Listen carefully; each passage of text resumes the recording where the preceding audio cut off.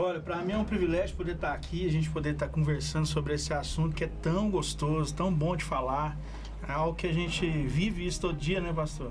Algo que a gente queima no nosso coração e é uma alegria a gente poder bater esse papo aqui. Quero agradecer a oportunidade, a gente estar reunido aqui, estar juntos. Para mim é muito bom e quero que essa mensagem, esse bate-papo aqui, ele talvez esclareça muita coisa que muita gente precisa entender a respeito de igreja, a respeito dessa vida coletiva, né, que Deus propõe, que é algo desafiador para nós. E eu estou feliz de estar aqui.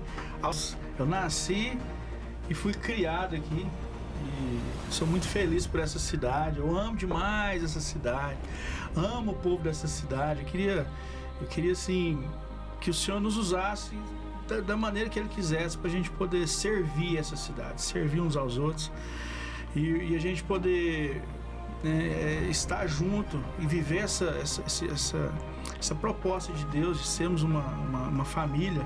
Isso é desafiador. A família Água nasceu justamente dessa unidade de algumas pessoas, quando a gente estava reunido em um lugar, falando das coisas de Deus, e nosso coração queimava, igual uma reunião começa aqui, a gente junto, falando sobre Deus, e daí a pouco algum lá falou assim, vamos começar esse ministério, vamos começar a família, como vai chamar? E daí a pouco Deus foi falando, família Ágape, comunidade cristã, né? A gente entende que nós somos uma comunidade de muitos filhos semelhantes a Jesus, né? E Deus formou, né, uma família, porque Ele é pai de muitos filhos, né? Então nós somos uma família de Deus. Hebreus fala sobre isso. Então, e o ágape é o amor de Deus, é aquele amor incondicional que eu só vou dispensar ele na vida de alguém se eu receber. Então, eu preciso primeiro nascer de novo em Cristo, me tornar essa nova criatura, para que aí a gente possa viver esse amor ágape, que o significado é esse, que é o amor incondicional de Deus. E temos 4 anos que a gente está 4 anos de história, caminhando. Já tem um mandato. Acho que agora nós já passamos da fase de engatinhar, agora nós estamos sentando já. Sentando para ouvir, para aprender e para a gente crescer junto. E para quem é de Uberaba, ou do Triângulo Mineiro, ou de qualquer lugar que quiser visitar a Igreja Ágape, né? Qual que é o endereço aqui em Uberaba mesmo? Da noite, né? Todos os domingos às 19 horas. E terça-feira a gente tem uma reunião que é nas casas. A Bíblia diz que a Igreja do Senhor ela se reunia nos templos e nas casas. Então a gente está seguindo o que Deus mandou. A gente tem essa reunião no domingo e terça-feira a gente vai na casa de algum irmão para a gente celebrar junto, né? E receber de Deus o que Ele tem para nós ali naquele dia. Então é terça-feira às 19h30. Isso aí. Gente, quero fazer uma pergunta e cada um responde, tá? Deixa fluir. Por que nós devemos estar conectados a uma igreja? E por que essa dificuldade da gente se manter conectado? Essa foi uma ideia de Deus. Vamos partir primeiro do princípio que quem deu essa ideia da criação da igreja foi o próprio Jesus. Jesus, ele começa a igreja, né? Quando ele reúne seus discípulos, ele começa a igreja, porque eu creio que esse lugar é um ambiente seguro, onde você pode ser frustrado, onde você pode ser traído, onde você pode ser enganado, e Deus te manter seguro, porque muitas dessas coisas são elas que vão formar em nós algumas estruturas que Deus precisa. Porque no final, o que Ele quer? Deus nos cria conforme a imagem e semelhança dEle, e Ele está trabalhando dentro de nós para que eu alcance, para que eu seja essa pessoa parecida cada vez mais com Ele. Então Ele cria esse ambiente, esse lugar onde a gente é trabalhado, onde a gente é lapidado, onde a gente cresce, onde a gente evolui, né? E tem algumas lições que a gente vai passar, que a gente vai viver e que são importantes nesse ambiente onde Deus nos guarda, nos protege. Então foi uma ideia de Jesus. Ele começa a igreja. Então, qual que é o desafio, né? Ele tá querendo libertar a gente dessa vida individual. Essa vida onde a gente está sempre no individualismo. Então ele quer libertar a gente desse cativeiro da individualidade, nos ensinando que é muito melhor ser dois do que um, né? A palavra do Senhor diz que é muito melhor a gente ser dois do que um, porque se um cai, quando a gente está num momento difícil, tem alguém que nos segura, que nos levanta, que nos apoia. Então, não tem como a gente querer viver uma vida só. Nós não fomos criados para viver sozinho, né? Nós fomos criados primeiramente a partir de uma natureza coletiva. Façamos o homem à nossa imagem, conforme a nossa semelhança. Então já começa daí. Não foi eu faço, é um façamos nós. É uma natureza já coletiva. Então a nossa natureza ela já é por si coletiva. Então o que Deus quer é nos levar de volta para esse lugar de segurança. E hoje em dia é tão difícil, eu percebo isso. As pessoas elas estão voltando cada vez mais para essa vida individual e fugindo, né, dessa vida comum, que é a igreja. Geralmente isso aí acontece quando ele é frustrado, né? Quando ele tem algum problema com alguém. Geralmente que eu tenho percebido, né, as pessoas que a gente conversa, as pessoas que a gente trabalha, as pessoas que a gente recebe, que a gente geralmente algum problema que ela teve com alguém, alguma crise. E aí isso fez com que ela se ferisse e se afastasse. E aí eu volto a dizer, eu quero dizer isso para você aqui, quem está nos ouvindo, você que está afastado, você que está distante, né, do Evangelho, porque foi ferido por alguém, porque foi ferido por uma entidade, por um CNPJ. Deixa eu te falar uma coisa. Não existe lugar seguro fora da comunhão.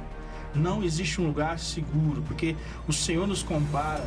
Quando ele vai falar da igreja, vai falar da gente, ele está falando de um corpo, ele já está falando de algo coletivo, né? Ele está falando de membros que estão reunidos, que estão ligados a Cristo, que é o cabeça. Isso. Então, se eu me desligo porque eu fui ferido, e é pelo contrário, porque se eu me desligar, aí é que eu vou ficar doente, aí é que eu vou morrer mesmo. Eu preciso estar conectado, porque esse mesmo corpo que talvez feriu, né, algum membro, alguma coisa, é esse mesmo corpo que vai me curar. Que vai... A plenitude do conhecimento de Cristo, da salvação, eu só vou ter ela reunida no corpo. No Efésios capítulo 4 fala que nós estamos juntos, cada um fazendo a sua parte, o pastor falou sobre isso aqui, e aí a gente vai sendo edificado. Isso. Aquela palavra fala sobre conhecendo. Eu vou sendo edificado, eu vou conhecendo Cristo, eu vou caminhando rumo à minha salvação. Então, até o conhecimento de Cristo na sua plenitude, ela está totalmente ligada a eu estar com alguém, a eu aprender com alguém. Eu não sou igreja sozinho, não tem como eu dizer que estou na minha casa sozinho, desligado do restante dos irmãos e estou dizendo que sou igreja. Não tem. Quem te disse que isso é uma verdade, não é. Isso é um engano, isso é uma mentira. Nós somos chamados para estar juntos, para suportar uns aos outros em amor. Suportar, né? A palavra. E esse suportar não é aguentar o irmão porque ele é terrível, ele é ruim, Não, esse suportar é eu ser a base, é eu ser o fundamento para que essa pessoa conheça, cresça e seja edificada. Uma coisa que a gente sempre... No livro de Marcos fala muito sobre esse Jesus servo. Eu acho que o líder, quem está à frente, ele é o que serve. Nós temos que ser o primeiro.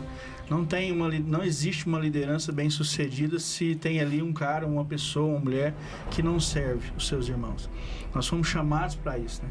Porque, até digo isso, se o tanto que eu amo a Deus não me leva a servir as pessoas, eu sou só um religioso.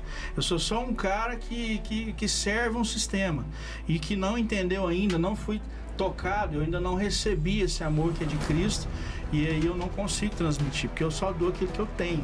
Eu recebo de Deus e transmito isso.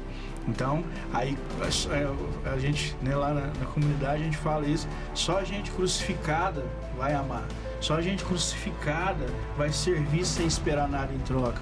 Quando Jesus vem com essa proposta, lá no meio lá do sistema romano, grego, você imagina lá o Herodes, né? Era Deus. Aí como assim? Aí Jesus vem e fala assim, cara, eles fazem assim, mas vocês não. Vocês vão servir. Você quer ser o maior? Então você vai servir. Então, para mim, o maior desafio na nossa vida, e quando eu observo um pastor, um líder, eu já olho o que é essencial, que é se ele tem essa disponibilidade de ter esse coração de servir né? De estar disposto a estar cuidando de alguém, né? Porque não adianta a gente ser bom de altar e ser ruim de mesa. Não adianta a gente ser bom para pregar e ser ruim para servir. Então eu acho que o segredo de um homem de Deus, de um servo, de um líder, é ele ser servo. Então, nós temos a Carol de 23 anos agora, já tem minha netinha, gente, eu sou avô.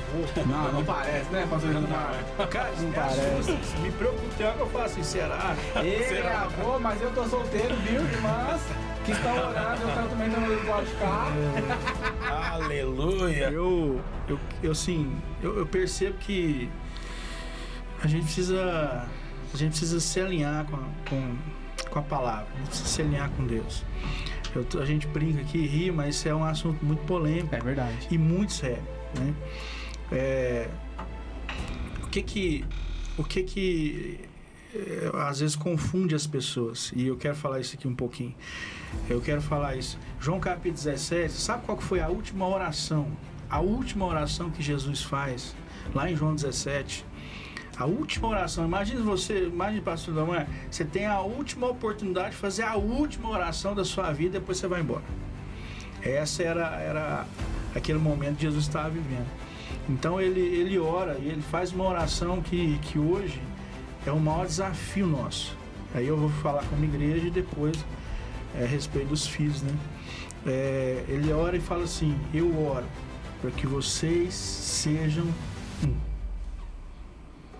Porque o dia que vocês forem um, todo mundo vai saber quem é Deus. Então a revelação de Cristo para lá, quem ainda não conhece, é essa vida comum, essa unidade. E aí quando a gente está falando sobre ministério, sobre casa, igreja, o diabo acho que ensinou isso para as pessoas, que isso é separado. Isso. Então tem a minha vida secular, eu sou empresário, eu tenho escritório de contabilidade, eu tenho imobiliária, e no domingo eu sou pastor. Isso não é hipotético não, tá? Ele é contador, tem imobiliária, você liberava, tá bom? Né, uai? Não é hipótese, não é exemplo, ele é mesmo. Então, a gente não existe, irmão, em nome de Jesus, eu quero falar isso aqui, não existe vida secular, vida espiritual. Não existe evangelho segmentar. É uma coisa só. É integral. Então eu sirvo a Deus com a minha família. Então eu não estou lá fazendo alguma coisa para os outros e daqui a pouco eu vou lá cumprir o meu papel de pai ou de uma maneira separada. Não, isso é uma coisa só. É uma vida só. Então eu sou pastor lá em casa com meu filho, eu sou pastor no escritório, eu sou pastor na igreja. É uma vida só. E a proposta de Jesus... Porque se alguém me perguntasse assim, você é o quê? Você é neopentecostal? Você é pentecostal? Você é tradicional? Você é batista? Você é presbiteriano? Eu sou. Eu vou dizer para você, eu sou integral. Amém. Eu sou do... Se movimenta em qualquer lugar. Completo. Ô, glória. 24 horas por dia nós estamos lá, nós somos uma coisa só. Entende? Se a gente entender que a gente não pode separar isso, que é uma coisa junto, então eu sirvo a Deus... Não é com a família.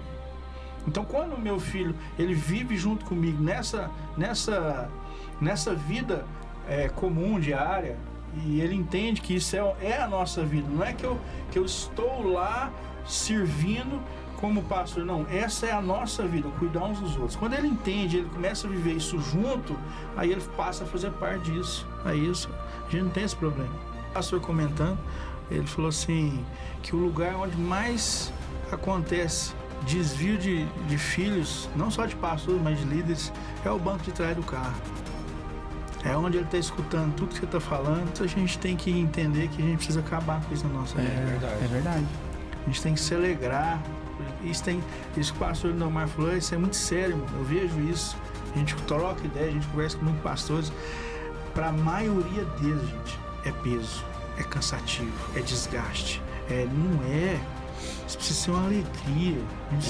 A gente precisa assim, se sentir, estar alegre em poder estar com alguém, em poder servir, em poder fazer parte do corpo, em poder sacrificar em favor do outro, cara. Porque se isso não é real na minha vida, eu tenho que rever até o meu novo nascimento. Sim. Para ver se realmente eu nasci de novo e se eu recebi desse amor que tem que estar no meu coração. Porque quando eu olho para Cristo, que é a minha referência, né? Qual que é a nossa referência?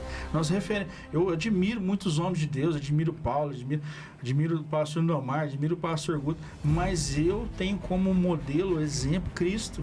Aí você olha para a vida de Cristo, você vê um homem que serve, você vê um homem que se sacrifica, você vê um homem que desce, que abre mão da sua glória, abre mão do trono, abre mão do céu, abre mão de ser servido para descer aqui e servir. Então, se a gente não tiver esse entendimento no nosso coração, nós vamos sofrer mesmo.